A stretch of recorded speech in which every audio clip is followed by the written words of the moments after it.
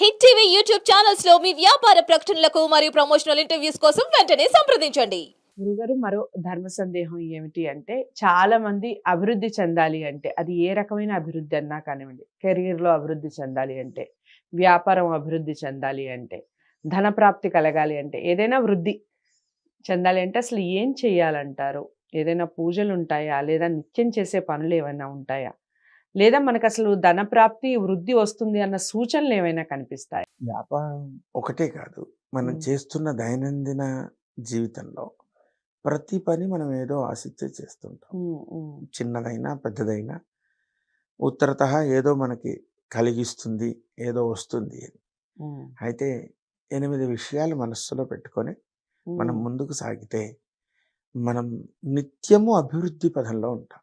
ఎందుకంటే ఇది ఇంతే, ఇంత అభివృద్ధిలో ఉన్నాము కనుక ఇంతకన్నా అభివృద్ధి ఉండదు అనేది ఏ విషయంలో లేదు. మీరు చదువు తీసుకోండి, ఎంత చదివినా మళ్ళీ అంత ఉంటుంది. ఏ విషయంలోనైనా. అందులో మొట్టమొదటిది మానసికమైనటువంటి దృఢత్వం. నేను ఇది చెయ్యగలను, అది నిర్దుష్టంగా మొదలు నిర్ణయించుకోండి. మొదలు అక్కడనే దెబ్బ పడతారు చాలామంది.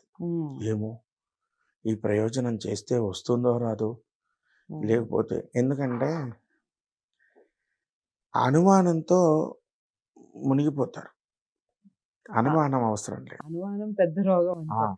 అవసరం చేయగలుగుతాం, నిర్ణయం తీసుకొని ఉండండి. ఓకే.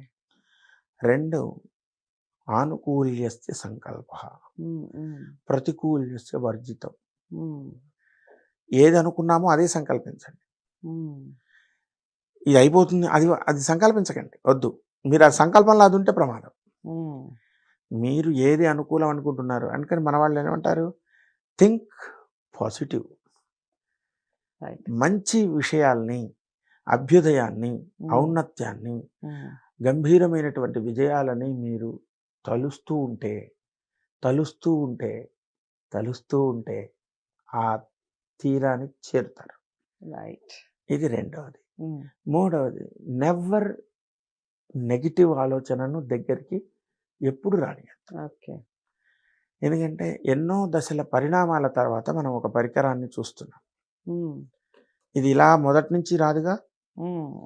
దాని పరిణామ దశల్లో ప్రతి దశని మనం చూస్తుంటాం. ఈ సాక్షిగా ఉన్న మనం ఇప్పుడున్న స్థితిని అనుభవిస్తున్నాం. ఇది ఫైనల్ కాకపోవచ్చు, మళ్ళీ దీని ఉత్తరతః మరో అద్భుతం చూడగలుగుతాం. ఎందుకు వాడు అక్కడతో ఆగట్లే. ఆలోచన పరిణితి అంటే మెచ్యూరిటీ ఆఫ్ థాట్ ప్రాసెస్ అది పెరుగుతూ ఉంది, వృద్ధి చెందుతుంది. ఆ వృద్ధిని ఆపొద్దు ఎప్పుడైనా. ఇది 4వ పాయింట్. 5వది భగవత్ చింతన. ఇది పెద్ద గొప్ప విషయం. ఎందుకంటే దీనివల్ల ఏం ఆనందం అంటే ఫెయిల్యూర్ అనే భయం ఉండదు. ఒకవేళ అద్భుతం సాధించేసాము, నా వల్ల అయిందనే గర్వం రాకుండా ఉంటుంది. ఇది 2. 6వ విషయం పెద్దల పట్ల. అంటే ఆ విషయంలో కృషి చేసిన పెద్దలు ఉంటారు. వాళ్ళు కొంతమంది 1-2 రోజుల్లోనో, నెలల్లోనో, వారాల్లోనో స్థితికి చేరుకుంటారు. కొంతమంది కొన్ని ఏళ్ళు పరిశ్రమ చేస్తారు. దానివల్ల వాళ్ళని కూడా మనం విమర్శించే అవకాశం ఉండదు. ఎందుకంటే ఆ స్థితి రావాలి మనకి, అది అర్థం చేసుకోవాలి. తర్వాత వాళ్ళ అనుగ్రహం మనకి రావాలి, పెద్దలు ఆ విషయంలో. అందుకే మనం ఏ విషయంలో పనిచేస్తున్నామో ఆ విషయంలో పరిణతి చెందిన వాళ్ళని మనం గురువు గారుగా భావిస్తాం. అన్ని విషయాల్లో అంతే. ఓ మంచి ఆర్ట్ వేస్తున్నాం, మంచి పెద్ద ఆర్టిస్ట్ని చూడగానే అమ్మో ఆయనలాగా మనం చేయాలి.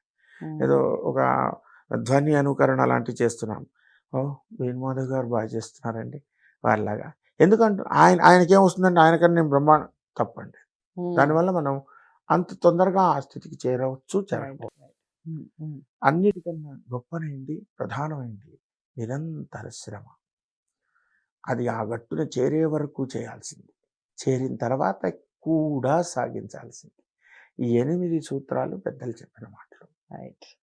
ఇది వ్యాపారంలో వీటిది దైవ చింతన అనేది ఒక పెద్ద నట్టు, పెద్దల అనుగ్రహం అనేది మరో పెద్ద నట్టు. ఓకే. ఈ 2 నట్లు గట్టిగా బిగించుకొని మిగతావి కనుక శాశ్వతంగా చేస్తున్నట్టయితే మరొకరు అనే పోటీ లేని స్థితిలో ఈ ప్రయోజకుడు ఉండి తీరుతాడు.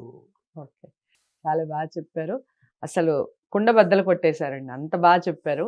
ఈ దేన్ని మనం తీసుకోవాలి, ముందుగా మనం తీసుకోవాల్సిన విషయాలు ఏమిటి, తెలుసుకోవాల్సిన విషయాలు ఏమిటో తెలుసుకుంటేనే మన అభివృద్ధి కానివ్వండి, మనం నడిచే నడకలో కానివ్వండి, నడతలో కానివ్వండి మార్పులు వస్తాయి. ఖచ్చితంగా వాటిని ఫాలో అవ్వండి. చాలా చక్కగా చెప్పారు గురువుగారు. ఆ 8 సూత్రాలు ఏవైతే ఉన్నాయో ఒక సూత్రాల్లాగా ఫాలో అవ్వండి. అభివృద్ధి మీ వెంటే ఉంటుంది. చాలా నచ్చుతుంది అందరికీ వీడియో అనుకుంటున్నాను. లైక్ చేసి షేర్ చేయండి. ఛానల్ని సబ్స్క్రైబ్ చేసుకోండి. గురువుగారిని కలవాలి అనుకుంటే స్క్రీన్ మీద కనపడే నెంబర్కి కాల్ చేయండి. మరో మంచి వీడియోతో మళ్ళీ కలుద్దాం. నమస్తే.